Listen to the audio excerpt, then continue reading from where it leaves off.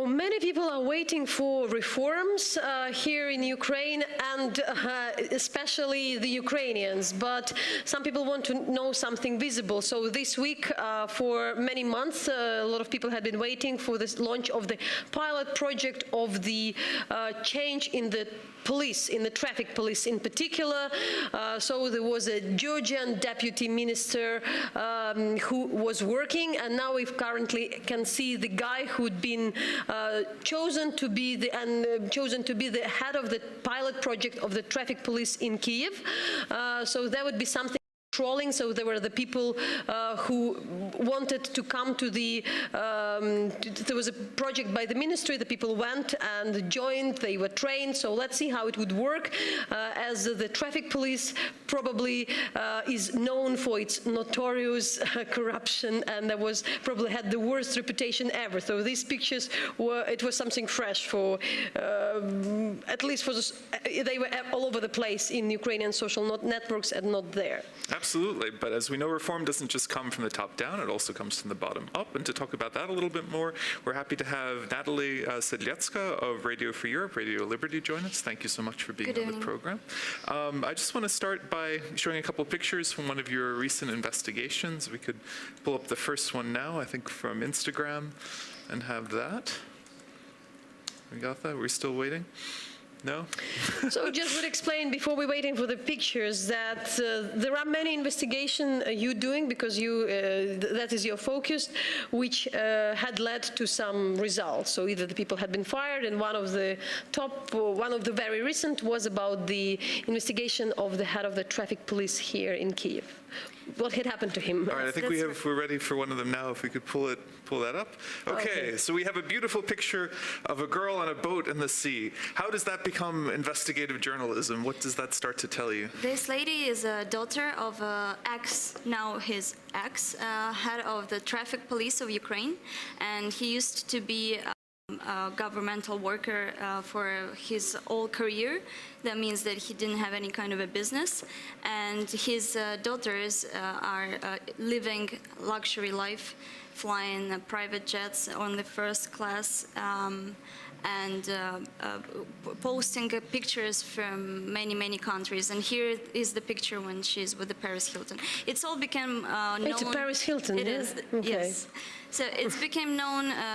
It's a story of one day. It's exciting because for me, as for investigative journalism, because at the morning I've posted a story, and at the evening the head of traffic police quit by himself.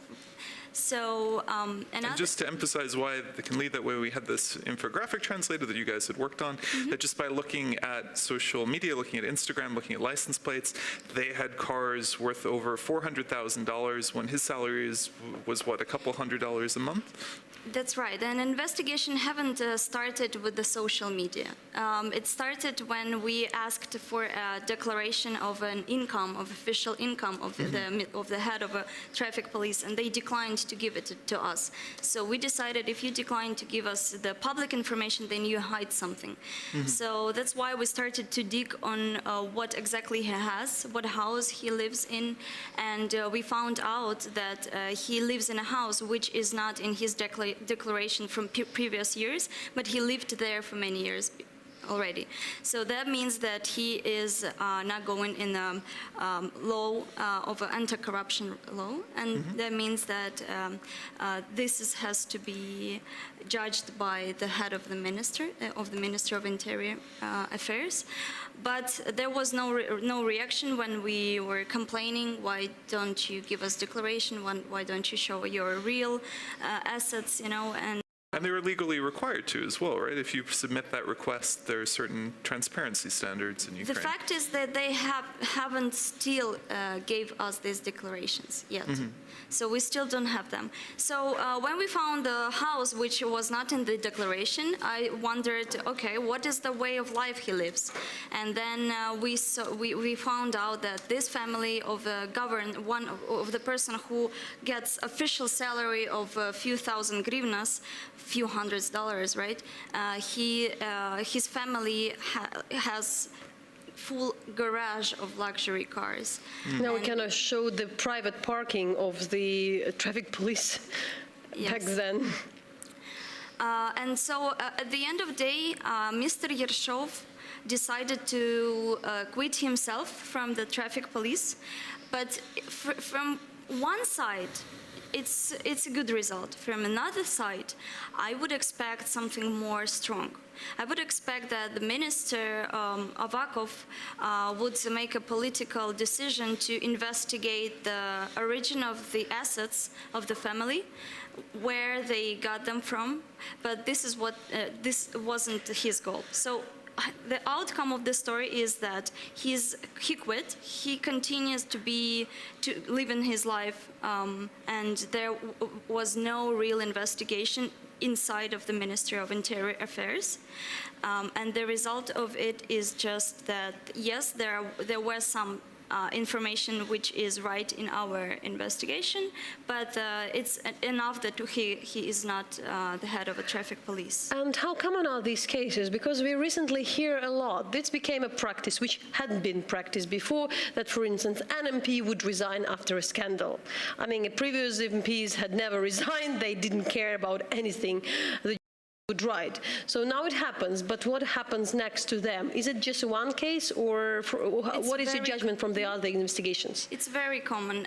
The outcome of major investigations is that these people are not working in the government anymore, but they are not prosecuted. There are no real investigation on their wrongdoings on their position, and this is a problem. But talking to Yershov, there are two more things I wanted to say. One thing is that the General Prosecutor's Office had opened a criminal case against Yershov, and there is a chance that the General Prosecutor's Office will be investigating the origin of assets of this family. Which must be unprecedented almost, or very uncommon at the least. Yes, and another thing is that if you read interview of a Minister of Interior Affairs, Mr. Arsen Avakov, he would say that he regrets that such professionals as Mr. Yershov he had to quit. And so he regrets that He regrets that he quit. He regrets that he is losing professionals after investigators, journalists making these scandals of their wrongdoings, which he considers not such a big fault. And how it all correlates, because, there is a lot of hype about these small reforms, about patrolling, they try to make it as a big story, that it's very transparent, and, many people, the journalists went there was a pretty good impressions anyways, but how it's connected, how all these realities about old corruption, police, and these news guys coming, existing together. Exactly. I'm looking at these pictures, and what I think is of a new police, which was presented just these days, and I enjoy looking at these pictures, and I really believe that probably there will be some change. But what I think is that the head of the Interior Minister, he was working with such people and is working with such people as Yershov. There are many others. And from the other hand, he's presenting this really European Western police, So. But on the other hand, he's defending people linked to corruption and saying he's had to lose that experience and those professionals. Exactly. The other thing I wanted to say about lustration process, there is a law adopted in Ukraine a few months ago, really well-known law about the cleansing of power, how do you call it, the lustration process. And within this lustration process, such people as his deputy, the Deputy of Minister of Interior. Right, they had to quit because of this lustration law. But just recently, we've got a decision of a court which cannot even comment on the laws, right, in this particular question. The court decided that this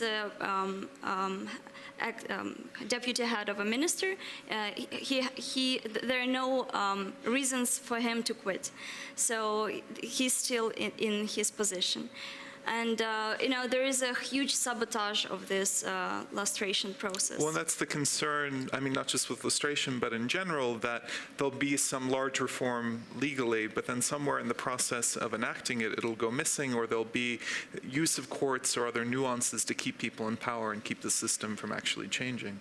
Yeah, and that's what we are looking Or at. selective justice, which was the big and still is a huge concern, but it's all also should be, presented to the people. And there is another project you're working, which we find also extremely interesting. It's about the media ownership, because, a lot of things, we have the pluralism here in Ukraine, but it happens that each channel has its own agenda. It belongs still to oligarchs. There is a much better conditions for independent media these days, definitely, but you would explain more. So what is your finding? What I understand, you're investigated like 60 major Ukrainian media outlets. So what their ownership tells to us? Right. So I'm working at the Radio Liberty, but together with the OCCRP, this is Organized Crime and Corruption Reporting Project, we've done a research. It's not investigation, it's a research of the transparency of a media ownership structure. And what we've done, we went through all trees of ownership structure of 60 major Ukrainian media outlets. Let's go, for instance, for Inter. Yeah, Right. you can search the. It goes. If you go later, you go to the Inter TV channel. It says here that Inter is 34 entities, and we all kind of know that Inter is owned by most part of it in hands of oligarch Dmitry Firtash, who is now in Austria, Vienna. But if you open a Ukrainian register, you wouldn't find there any word about Firtash. So you really have to dig and go to register of Ukraine, and then to Russia, and then to Cyprus, and finally, probably, if you are lucky, you will find a name of Dmitry Firtash, which is there. So it's there. He's there. Which, I mean, it's not just complicated, but it makes it very hard to have legal accountability. And it's more or less the same situation as I understand to so many, for instance, here, this reporting project, you can go, we're now in process because it's a hard job for journalists to find it all. But you can go to all these networks, so maybe you can also say this a bit, So you can see that these are all major, TV channels. Yes. So it means that they have they have some connections to the police, politics. Right. And they are non-transparent. That means that they are going to offshore jurisdiction. So, for example, if you click on a 112 channel, it's a new media outlet which has appeared just during the Maidan revolution, but with a very murky origin connected previously to the former head of the Ministry of Interior. But we no don't know one knows now. Extremely exactly. Popular. We don't know who owns it. And it's a problem because the audience has no chance to understand what is the origin of the information, who is dictating the editorial policy, and what is the real influence on the information. So if you click on the structure of this channel, you would see that it ends up at, I believe it's the Tortola company. Can you click on it? Yes. It's Cyprus. And there are no information about shareholders of this company. So we still cannot, not journalists, not people from research companies or whatever, nobody can understand who is standing behind the major media outlets. And why it is important, because in times of informational war and in times when oligarchs are extremely using their media outlets in their private for their private goals, people have to have a right to know who is standing behind of the information and who is... And I think it's so key, because when you look at any country or media landscape now, most media isn't profitable, so you go to different models of supporting it. The issue is when you have one person or a business interest supporting media, it's inclined, very often it's the case that it's there to support their interests. And in a place like Ukraine now, where there's reform, when there's changes, there are concerns that it's being used to shape, public opinion, to push for things that are beneficial and to work against reforms that could hurt them. Exactly. So the outcome is that 43 of the media outlets that we researched, they have offshore jurisdiction, 43 from 60. How about because we can, for instance, guess, for instance, in Ukraine we know that, for instance, Inter TV channel belongs to somewhere Dmitro Firtash, who is a famous oligarch now somewhere in Vienna. But there are no real proof of it. There is no real proof of it. Also, some of them are really very well connected to different oligarchs. There is also the channel which belongs to the current president Poroshenko. Right, the Channel 5. Yeah. And if we talk about him, the structure is pretty clear. So he's there, and he doesn't use any offshore jurisdiction.